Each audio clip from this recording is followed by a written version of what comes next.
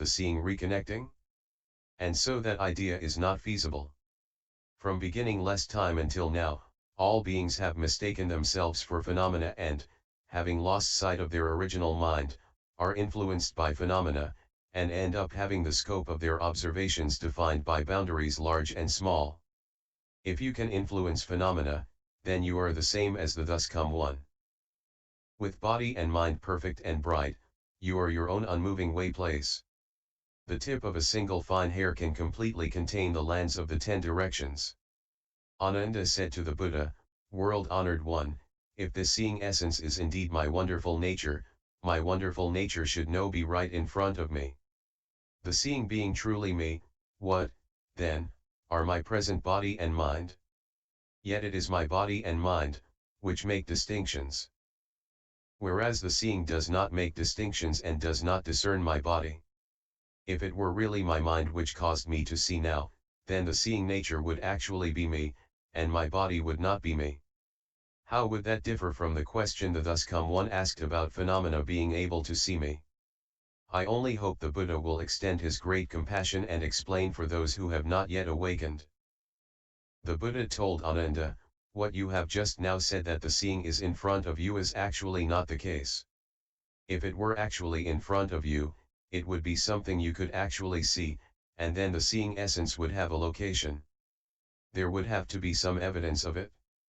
Now as you sit in the Jita grove you look about everywhere at the grove, the pond, the halls, up at the sun and moon, and at the Ganges river before you. Now, before my lion's seed. Point out these various appearances, what is dark is the groves, what is bright is the sun, what is obstructing is the walls, what is clear is emptiness, and so on, including even the grasses and trees, and the most minute objects. Their sizes vary, but since they all have appearances, all can be located. If you insist that your seeing is in front of you, then you should be able to point it out. What is the seeing? Ananda, if emptiness were the seeing, then since it had already become your seeing, what would have become of emptiness? If phenomena were the seeing, since they had already become the seeing, what would have become of phenomena? You should be able to cut through and peel away the myriad appearances to the finest degree and thereby distinguish and bring forth the essential brightness and pure wonder of the source of seeing, pointing it out and showing it to me from among all these things, so that it is perfectly clear beyond any doubt." Ananda said, "From where I am now in this many-storied lecture hall, reaching to the distant Ganges river and the sun and moon overhead, all that I might raise my hand to point to, all that I indulge my eyes in seeing, all are phenomena, they are not the seeing. World-honored one, it is as the Buddha has said, not to mention someone like me, a hearer of the first stage, who still has outflows, even bodhisattvas cannot break open and reveal, among the myriad appearances which are before them, an essence of seeing which has a special nature of its own apart from all phenomena." The Buddha said, "So it is, so it is." The Buddha further said to Ananda, "It is as you have said. No seeing essence that would have a nature of its own apart from all phenomena can be found. Therefore, all the phenomena you point to are phenomena, and none of them is the seeing. Now I will tell you something else, as you and the thus come one sit here in the Jita grove and look again at the groves and gardens, up to the sun and moon, and at all the various different appearances, having determined that the seeing essence is not among anything you might point to. I now advise you to go ahead and discover what, among all these phenomena, is not your seeing." Ananda said, "As I look all over this Jita grove, I do not know what in the midst of it is not my seeing. Why is that? If trees were not the seeing, why would I see trees? If trees were the seeing, then how could they also be trees? The same is true of everything up to and including emptiness. If emptiness were not the seeing, why would I see emptiness? If emptiness were the seeing, then how could it also be emptiness? As I consider it again and explore the subtlest aspects of the myriad appearances, none is not my seeing." The Buddha said, "So it is, so it is." Then all in the great assembly who had not reached the stage beyond study were stunned. Upon hearing these words of the Buddha, and could not make heads or tails of it all. They were agitated and taken aback at the same time, having lost their bearings. The thus come one, knowing they were anxious and upset, let empathy rise in his heart as he consoled Ananda and everyone in the great assembly. Good people, what the unsurpassed Dharma King says is true and real. He says it just as it is. He never deceives anyone, he never lies. He is not like Maskari Goswamiputra advocating his four kinds of non-dying, spouting deceptive and confusing theories. Consider this carefully and do not be embarrassed to ask about it. Then Dharma Prince Manjushri, feeling sorry for the fourfold assembly, rose from his seat in the midst of the great assembly, bowed at the Buddha's feet, placed his palms together respectfully, and said to the Buddha, "World-honored one, the great assembly has not awakened to the principle of the thus come one's twofold disclosure of the essence of seeing as being both form and emptiness and as being neither of them. World-honored one, if conditioned forms, emptiness, and other phenomena mentioned above were the seeing, there should be an indication of them, and if they were not the seeing, there should be nothing there to be seen. Now we do not know what is meant, and this is why we are alarmed and concerned. Yet our good roots from former lives are not deficient. We only hope the thus come one will have the great compassion to reveal exactly what all the things are and what the seeing essence is. Among all of those, what exists and what doesn't." The Buddha told Manjushri and the great assembly, to the thus come ones and the great bodhisattvas of the 10 directions, who dwell in this samadhi, seeing and the conditions of seeing, as well as thoughts regarding seeing, are like flowers in space fundamentally non-existent. This seeing and its conditions are originally the wonderful pure bright substance of Bodhi. How could one inquire into its existence or non-existence? Manjushri, I now ask you, could there be another Manjushri besides you? Or would that Manjushri not be you? No, world-honored one, I would be the real Manjushri. There couldn't be any other Manjushri. Why not? If there were another one, there would be 2 Manjushris. But as it is now, I could not be that non-existent Manjushri. Actually, neither of the 2 concepts existent or non-existent applies. The Buddha said, that is how the basic substance of wonderful Bodhi is in terms of emptiness and mundane objects. They are basically misnomers for the wonderful brightness of unsurpassed Bodhi, the pure, perfect, true mind. Our misconception turns them into form and emptiness, as well as hearing and seeing. They are like the second moon, does that moon exist or not? Manjushri, there is only one true moon. That leaves no room for questioning its existence or non-existence. Therefore, your current contemplating of the seeing and the mundane objects and the many observations that entails are all false thoughts. You cannot transcend existence and non-existence while caught up in them. Only the true essence, the wonderful enlightened bright nature is beyond pointing out or not pointing out. Ananda said to the Buddha, world-honored one, it is truly as the Dharma King has said, the condition of enlightenment pervades the 10 directions.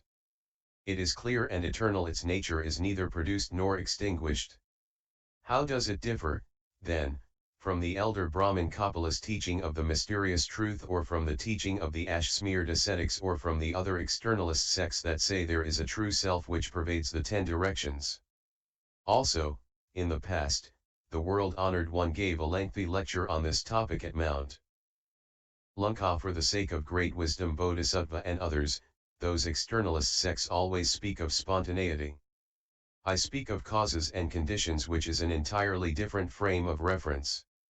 Now as I contemplate original enlightenment in its natural state, as being neither produced nor extinguished, and as apart from all empty falseness and inversion, it seems to have nothing to do with your causes and conditions or the spontaneity advocated by others.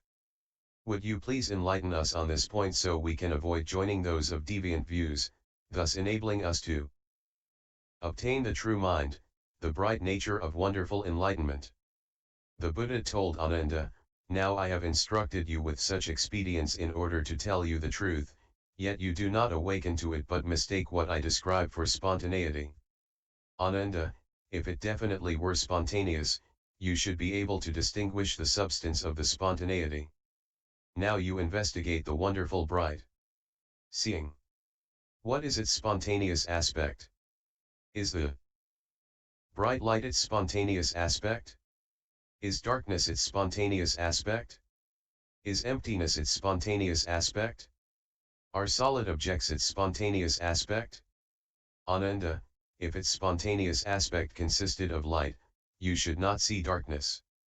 Or, if its spontaneous aspect were emptiness, you should not see solid objects. Continuing in the same way, if its spontaneous aspect were all dark appearances, then, when confronted with light, the seeing nature should be cut off and extinguished, so how could you see light? Ananda said, the nature of this wonderful seeing definitely does not seem to be spontaneous. And so I propose that it is produced from causes and conditions. But I am not totally clear about this. I now ask the thus come one whether this idea is consistent with the nature of causes and conditions. The Buddha said, you say the nature of seeing is causes and conditions. I ask you about that, because you are now seeing, the seeing nature manifests. Does this seeing exist because of light? Does it exist because of darkness? Does it exist because of emptiness? Does it exist because of solid objects? Ananda, if light is the cause that brings about seeing, you should not see darkness. If darkness is the cause that brings about seeing, you should not see light. The same question applies to emptiness and solid objects. Moreover, Ananda, does the seeing derive from the condition of there being light? Does the seeing derive from the condition of there being darkness? Does the seeing derive from the condition of there being emptiness? Does the seeing derive from the condition of there being solid objects? Ananda, if it existed because there is emptiness, you should not see solid objects. If it exists because of there are solid objects, you should not see emptiness. It would be the same with light or darkness as it would be with emptiness or solid objects. Thus you should know that the essential, enlightened wonderful brightness is due to neither causes nor conditions, nor does it arise spontaneously. Nor is it the negation of spontaneity. It is neither a negation nor the denial of a negation. All dharmas are defined as being devoid of any attributes.